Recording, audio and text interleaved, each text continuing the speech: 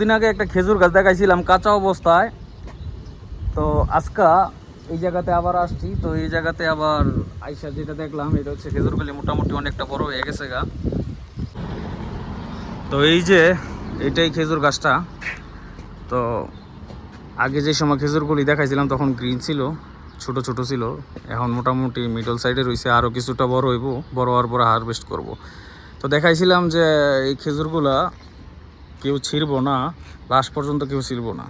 এই যে নিচে মোটামুটি কিছু খেজুর পইরা আছে, এগুলি তো কেউ কখনো ধরবো না। তো যদি গাছটা ঘুরাই দেখাই তো কত সুন্দর দেখা যাইতেছে গাছটা, মাশাল্লাহ। একটা ছোট গাছে কতগুলো খেজুর ধরছে, আল্লাহর নিয়ামত। তো এদিকে প্রায় প্রত্যেকটা বাড়িতেই এরকম ছোট ছোট গাছে অনেক খেজুর ধরে আছে। তো অনেক দিন আগে দেখাইলাম, তো আজকে যেহেতু হঠাৎ করে এখানে আসছি, তো দেখি যে এই খেজুর গাছের যেই অবস্থা সেই অবস্থায় আছে।